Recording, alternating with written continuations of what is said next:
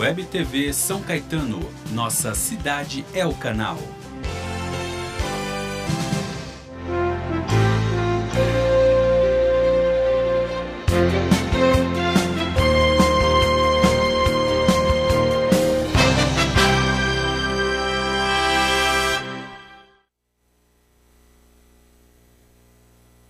Um pouquinho sobre o denominado Marco Civil da Internet, que são algumas regulamentações quanto à utilização da internet.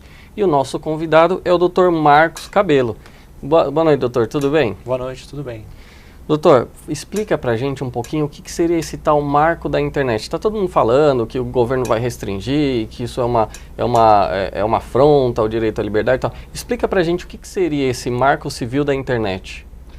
Bom, o Marco Civil da Internet, ele foi aprovado e recebeu o número, a lei é 12.965 de 2014, tá? E ele busca regulamentar as relações dos usuários da internet. Então ele se preocupa principalmente com a questão da neutralidade da rede, com os registros de acesso e a privacidade dos usuários. Essa regulamentação, ela serve só para os particulares, os usuários em si, ou envolve também governo, envolvem as empresas fornecedoras dos sites, por exemplo, fornecedoras de IP, do acesso à internet? Qual que é a abrangência dessa regulamentação? Não, a abrangência é geral. Ela regula desde os usuários e também os provedores, com relação, por exemplo, os provedores de acesso que tem que registrar, deixar guardados os registros dos seus acessos à internet, e os provedores de conteúdo também, que tem que registrar o log das suas utilizações. Mas basicamente seriam essas as mudanças? Ou existem assim, vamos estabelecer para os usuários, quais seriam a princípio? Eu sei que com o tempo as questões vão sendo sedimentadas no judiciário, a interpretação pode abranger, mas assim, a princípio, qual o benefício para o usuário em si, para a população em geral? Eu acho que o principal benefício é a questão de assegurar a intimidade, né? A intimidade do usuário. Ele não pode ter os dados violados. A lei prevê que a proteção da comunicação por e-mail, o sigilo dos seus acessos, os sites que você acessou, as conexões que você fez, esse tipo de informação só pode ser passado para terceiros mediante ordem judicial. Então, essas informações, por exemplo, os sites, isso é uma questão muito íntima, os sites que você acessa, os e-mails que são, inclusive envolvem empresas, existem e-mails sigilosos, e-mails internos e tudo mais. Então, de uma certa forma, isso já existia uma proteção com o direito em geral. Hoje em dia, isso fortalece, exige algo mais forte das empresas que são responsáveis pelo armazenamento dessas informações? Então, na verdade, realmente o Marco Civil da Internet ele não criou nenhum crime novo, ele não continua valendo as disposições que já existem na Constituição, no Código Civil, no Código Penal, tá? O que acontece é algumas lacunas que havia na lei, que dependiam de interpretação ou de orientação do Comitê Gestor da Internet ou de interpretação do juiz, como a guarda dos logs, foi regulamentada. Infelizmente, essa guarda de logs de acesso, por exemplo, antigamente o Comitê Gestor da Internet sugeria que fosse guardado durante 3 anos o registro desses acessos. E esse era o entendimento também da maioria dos juízes, dos tribunais, porque nesse prazo de 3 anos é o prazo prescricional para você ingressar com uma ação contra o causador do dano. Agora, o Marco Civil veio regular essa guarda de logs e fixou o prazo de guarda de registro de acesso em apenas 6 meses. E a guarda de log de conexão por 1 ano. E doutor, a gente ouve falar muito sobre uma tal neutralidade da rede. O que seria isso? Não sei se a palavra corresponde ao que realmente de fato mas a gente ouve na mídia falar muito sobre neutralidade. Nessas circunstâncias, o que seria? Então, foi uma das bandeiras da Dilma, né? Que ela queria muito a neutralidade da rede. O que é neutralidade da rede? Neutralidade da rede é todo o tráfego da rede ser tratado sem distinção com relação ao conteúdo. Então, os provedores de acesso não podem, por exemplo, fazer um pacote de acesso só para a rede social.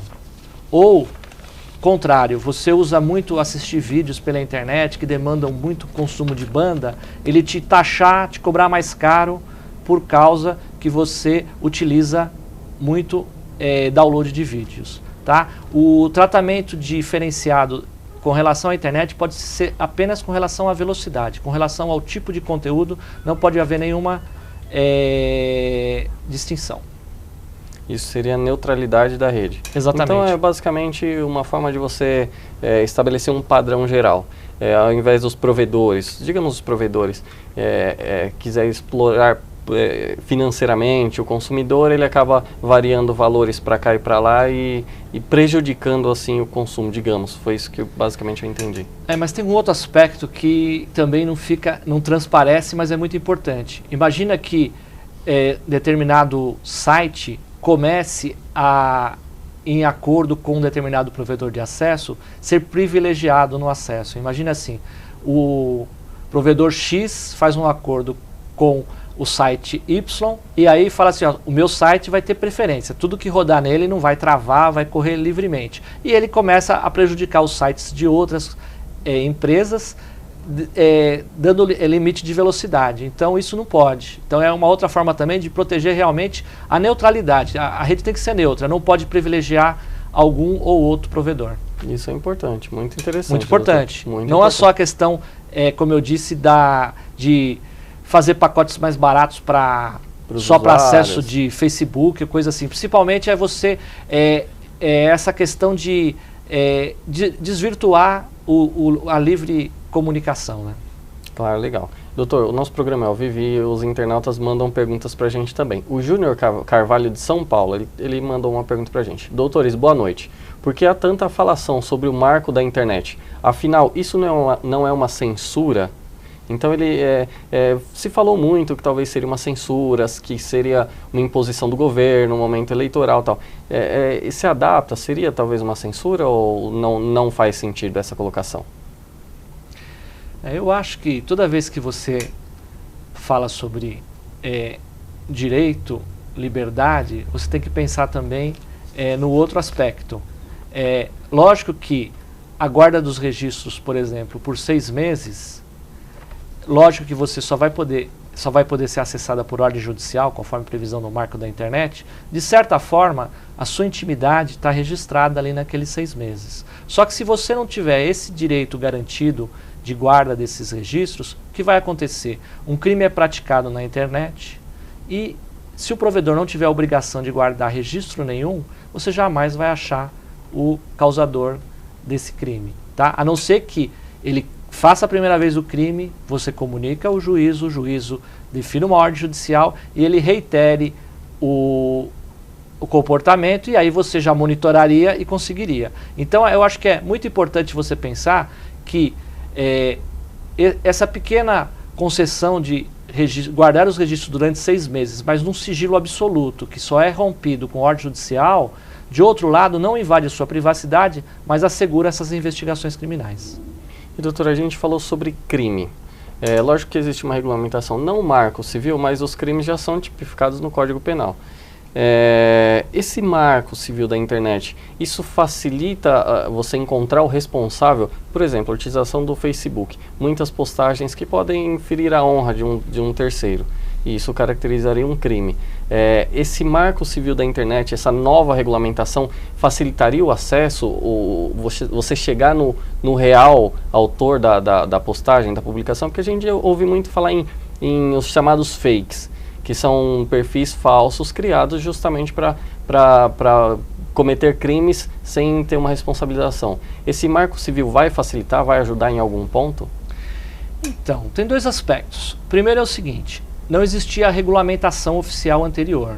O que existia era só a recomendação do Comitê Gestor da Internet de que fossem guardados logs de acesso e de conteúdo, de conexão e de conteúdo por 3 anos. Então o que acontecia? Você poderia requerer a retirada de um determinado conteúdo do ar e pedir a identificação de quem havia colocado esse conteúdo. Muitas vezes o provedor poderia alegar que não tinha esse registro, apesar da maioria dos grandes provedores já tinham esses registros guardados. A lei agora obriga realmente a ter esse registro durante este prazo, tá? 1 ano para o registro de conexão e 6 meses para o log de registro de acesso, tá? Então o que acontece? Nesse ponto a lei tornou obrigatório.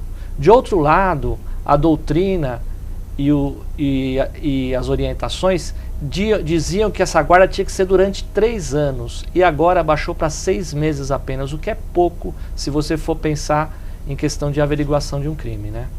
Interessante. Doutor, tem mais uma pergunta, é da Daniela de São Caetano. Ela diz o seguinte: se pensarmos no Brasil, muita coisa não é avançada. Qual o interesse do governo atual em aprovar isso? E ela continua: estamos entre outros poucos países que fizeram uma legislação para a rede mundial de computadores. Tanta coisa para fazer. Então ela faz uma crítica dizendo que existe uma regulamentação e muitas pessoas têm um certo receio, imaginando que essa modificação ou essa lei implementada seria uma forma do governo ter o controle geral sobre as informações que são veiculadas. Como que o senhor encara isso, doutor? Existem outras questões mais que deveriam ser privilegiadas ao invés de aprovar o Marco Civil da Internet, ou é algo importante de fato? Então, o Marco Civil da Internet já estava à discussão há vários anos. O projeto original já modificou várias vezes.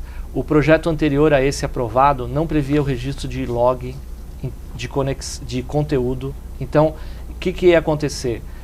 Ele ia, na verdade, complicar a averiguação dos crimes, porque não seria obrigatório esse registro, essa guarda dos registros de acesso por 6 meses. Tá?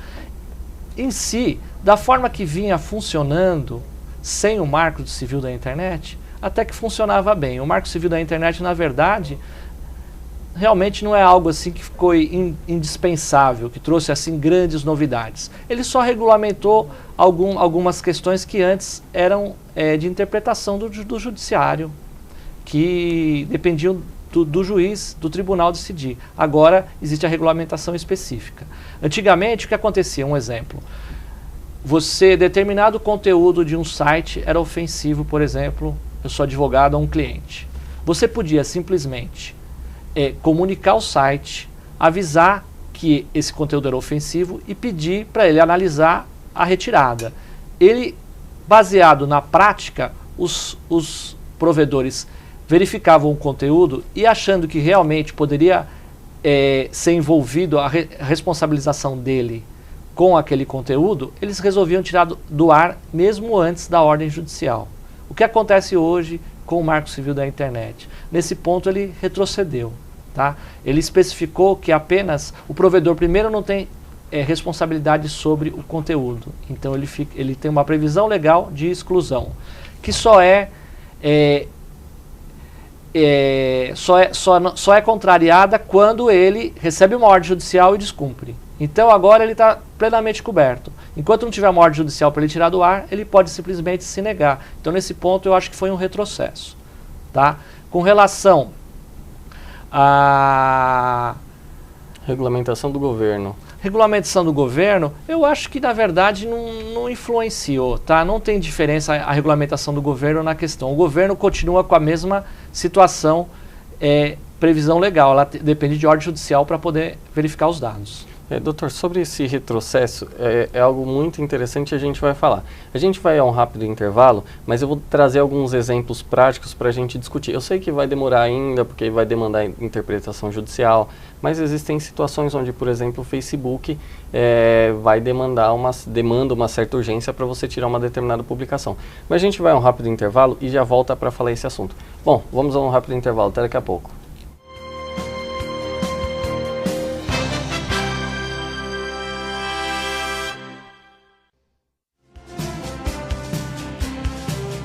Web TV São Caetano, nossa cidade é o canal.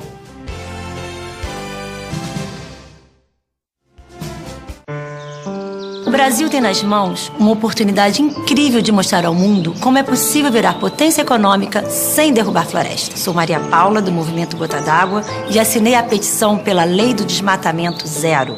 Mais da metade do Brasil ainda é mata. Floresta não impede desenvolvimento. É um patrimônio natural de dimensões que só o Brasil tem. Meu nome é Maria Paula, sou atriz e também apoio a lei do desmatamento zero. Eu assinei, e você? Web TV São Caetano, nossa cidade é o canal.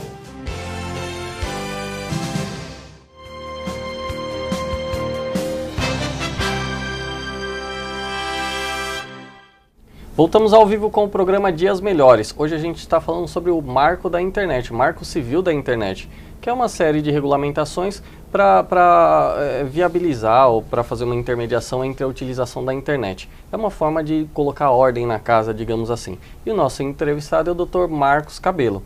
Doutor, a gente estava falando antes do intervalo sobre algumas questões onde as postagens ou algumas publicações só poderiam ser feitas através de uma determinação judicial. Eu vou dar um exemplo prático para a gente chegar num consenso. Foi como eu expus antes do intervalo. Eu sei que vai demandar uma série de decisões judiciais para a gente chegar e sedimentar um entendimento. Mas no sentido, Facebook, por exemplo, existem algumas postagens ofensivas. Então publicou lá à meia-noite uma postagem ofensiva contra um terceiro. Essa pessoa se sente ofendida e hoje em dia existe a possibilidade de denunciar. Essa denúncia, muitas vezes o próprio Facebook vai lá e faz a exclusão. Se a gente pensar que hoje só com uma decisão judicial a gente tira, não causaria um prejuízo ao usuário, à sociedade como um todo?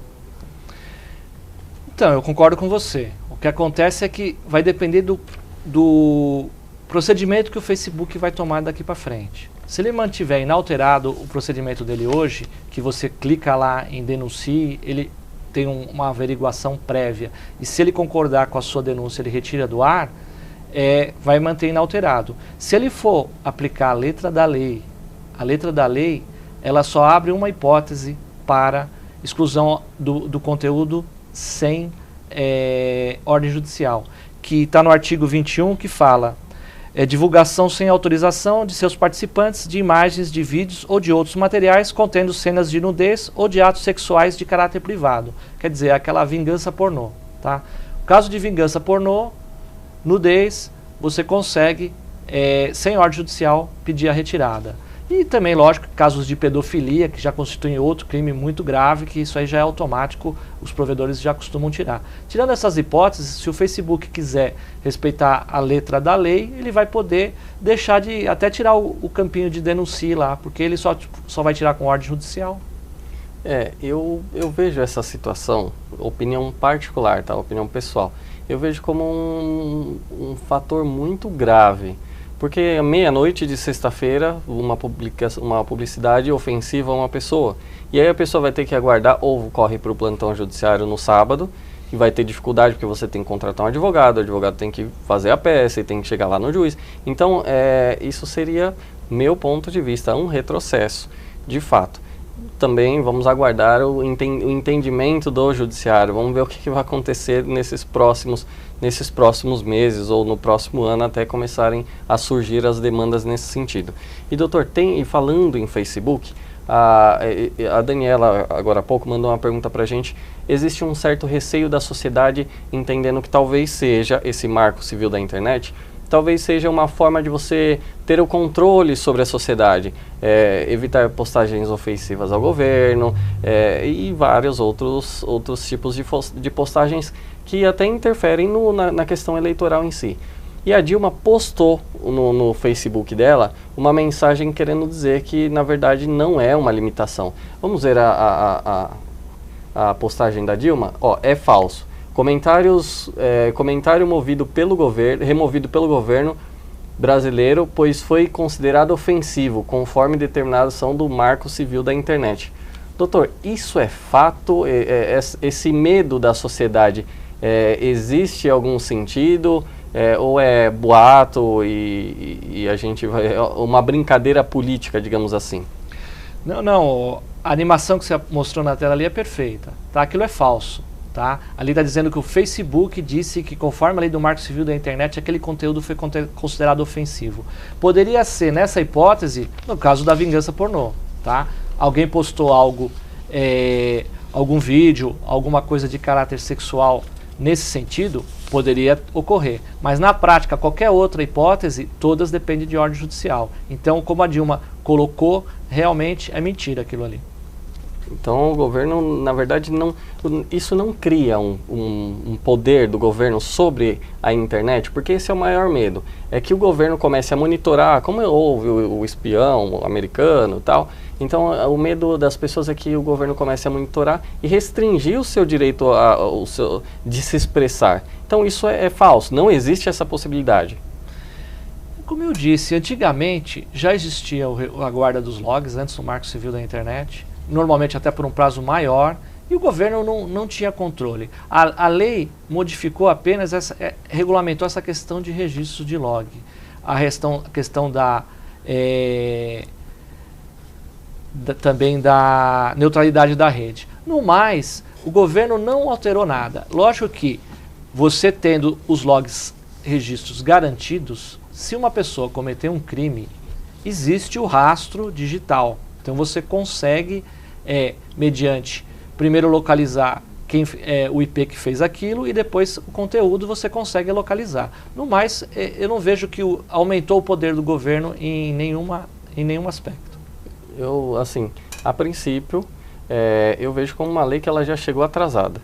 Porque hoje em dia a gente precisa de uma agilidade, justamente por causa das redes sociais. É um meio de informação, é muito rápido. Hoje em dia você tem a informação em tempo real. Quando a gente tinha que aguardar o jornal do dia seguinte para ver a notícia, hoje em dia a gente entra na internet, nas redes sociais e já tem a informação ali em tempo real. Por jornalistas, por pessoas que participaram e que viram um determinado acidente ou um fato em si. Então, meu ponto de vista, está um pouquinho atrasada essa regulamentação. Vamos ver o que vai acontecer e o poder interpretativo também, se isso amplia, se não amplia, dentro dos limites da legislação, né? Doutor, e tem outra questão também, a questão da responsabilidade dos provedores, dos sites em si. Como é que fica a responsabilização deles? Responsabilização civil por um dano causado por um terceiro, por exemplo? Então, foi como eu disse, já afirmei numa outra resposta. Existe a previsão expressa de não responsabilização do provedor, salvo que ele descumpra a ordem judicial.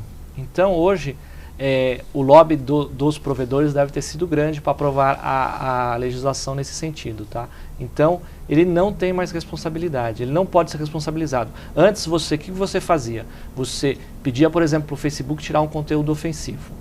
E ele não tirava. Aí você era obrigado a entrar com a ação judicial. E você incluía o Facebook no polo passivo e disse, eu te adverti que esse conteúdo era ofensivo, pedi a retirada e você não fez. E aí você pleiteava para o judiciário a condenação tanto do ofensor, a identificação do ofensor, a condenação dele e do Facebook também. O que acontece? Agora, a previsão expressa de não responsabilização do provedor, a não ser que você tenha uma ordem judicial e ele tenha descumprido. Então, nesse sentido, realmente, a lei retrocedeu. Doutor, tem mais uma pergunta, é da Rita de Cássia de São Caetano. Rita de Cássia, que é minha amiga, inclusive. Um abraço, Rita. Ela pergunta o seguinte: boa noite, doutores. Minha pergunta é, quem sofre crime virtual foi de fato beneficiado pela nova lei? Está no ar, doutor. As pessoas querem acreditar que vai beneficiar algo, mas de fato vai? Então, como eu disse, eu acho que de uma forma geral, da forma que estava funcionando, funcionava bem, tá? Hoje, realmente, a exigência de uma ordem judicial para você retirar o conteúdo, ela é um grande retrocesso, porque como o colega disse, entre a data que você comunicou, você conseguir contatar um advogado, ele conseguir ingressar com a ação e conseguir uma ordem judicial, às vezes demanda alguns dias. E nesse período, o conteúdo pode ter se proliferado pela internet de uma forma que não tem mais retorno. Hoje na internet é como você disse, é tudo muito instantâneo. Então, a rigor, apareceu uma notinha ali ofensiva e você, naquele momento, você comunicou ao provedor e ele já tirou, você tem muito mais chance de que ela não tenha multiplicado. A partir do momento que demanda horas, dias, vai ser muito mais complicado. Realmente eu acho que nesse ponto a lei do Marco Civil da Internet retrocedeu. Doutor, a gente falou um pouquinho sobre processo, de repente a gente entra com uma ação judicial. Explica pra gente como é que funciona isso. Houve um ato ofensivo e a pessoa quer retirar. Ela procura um advogado. Qual que é o procedimento? O que esse advogado faz? Quais são as necessidades desse advogado para demandar no judiciário e conseguir retirar talvez uma publicação ofensiva? Então, a primeira situação é, com a obrigação de ter ordem judicial, infelizmente só com advogado. Tá? E o advogado, primeiro, ele vai ter que comprovar aquela publicação. Tá? Não basta aquela impressão de telas, que isso não prova inequivocamente que aquela publicação existiu. Tá? Existe um documento que chama ata notarial. Você vai num cartório de notas e dá o endereço do conteúdo para o cartorário, ele vai acessar e ele vai dar uma declaração, uma ata notarial, dizendo o que ele acessou em tal dia, em tal hora, o conteúdo do tal endereço da internet, www, coloca o endereço, ele vai dizer, descrever em palavras o que ele viu e às vezes também colocar imagens, miniaturas, de forma a realmente ter uma prova inequívoca contra qualquer pessoa de que realmente existiu aquilo. Porque imagina o seguinte, você entra com uma ação, você tira um print da tela, e aí, até entrar com a ação, o juiz deferir a liminar, por exemplo, o conteúdo já sumiu da internet. E aí, não existe uma prova inequívoca de que aquilo estava na internet. Ah, mas eu dei um print na tela. Hoje, qualquer tela, qualquer editor de computador, você consegue reproduzir uma imagem similar a uma imagem de uma tela e dizer que aquilo existia. Não vai existir a prova, a não ser que você fale, vou começar a levar testemunha, é algo muito mais complexo e que depende de interpretação do juiz. A ata notarial é algo inequívoco. Ela consegue provar que existiu aquela ofensa na internet e vai demandar então o tempo de você conseguir a ata notarial, de você ingressar com o processo e ter uma liminar do juízo e a liminar ser cumprida ainda. Você tem que pegar a liminar, levar até o provedor e ele retirar do ar. Então demanda vários dias. Isso a gente está falando só para retirar, né, doutor? Mas também, muitas vezes, essas publicações que são ofensivas ou causaram um dano indenizável ou também um fato criminal. Se você for buscar no judiciário, aliás, como o judiciário está entendendo essa questão, as publicações ofensivas, o judiciário tem acatado e condenado as pessoas a indenizar pelo fato cometido, pelas ofensas cometidas? Então, teve um julgado recente muito interessante. Alguns meses atrás, em Ribeirão Preto, houve o caso de um cachorro que foi, uma cadela, que foi feita a ligadura de trompas nela para não engravidar. E aí o que aconteceu mais? Cachorro de rua, né? E as pessoas que levaram ao canil municipal foi feito o procedimento e receberam a orientação. Ela tinha que usar aquele colar e não podia lamber, tinha que passar medicamento, e ela não foi cumprida essa determinação. E aí não cicatrizou a operação, e ficou o ventre aberto. Postaram fotos na internet falando que o médico veterinário era açougueiro, da onde que ele tinha tirado o diploma dele, e mais incríveis comentários. E uma das pessoas, inclusive, era de uma entidade de proteção de animais. Depois, com o processo judicial, restou provado que ele fez a operação perfeito, não houve nenhuma intercorrência, e que realmente foi o pós-operatório que tinha levado aquilo. E as pessoas foram obrigadas a indenizar. Entendi. Isso é muito importante, doutor. Eu acho que assim, existem, de fato, muitas vezes são visíveis os danos cometidos. E a pessoa, de uma certa forma, tem que se resguardar. Tem que existir um freio. Não estou dizendo que a liberdade de expressão tem que frear. Mas essas ofensas gratuitas e muitas vezes por sentimentos pessoais são complicados. Doutor, a gente está chegando ao final do programa e se o senhor quiser se despedir do público internauta, fica à vontade. Agradeço o convite de estar aqui. Pena que o tempo é muito curto, eu teria muita coisa a falar ainda, mas foi um prazer estar aqui, agradeço e espero em outras oportunidades poder estar aqui para esclarecer os internautas sobre questões envolvidas em tecnologia informática, visto que eu sou presidente da Comissão de Tecnologia e Informática da 38ª Subseção da OAB de Santo André. Muito obrigado pelo convite. Importante. Doutor, muito obrigado novamente. Bom, o programa Dias Melhores fica por aqui. Eu queria lembrar a todos vocês que amanhã tem uma edição especial no programa do Gustavo Baena. Vai ser das 15h30 até as 16h30. Nós vamos receber o prefeito Paulo Pinheiro de São Caetano. Ele vai debater algumas coisas relacionadas à cidade. Bom, o programa Dias Melhores fica por aqui. Muito obrigado para todos vocês que participaram e continuem mandando perguntas e pautas para outros programas também. Boa noite a todos vocês. Até mais. Obrigado.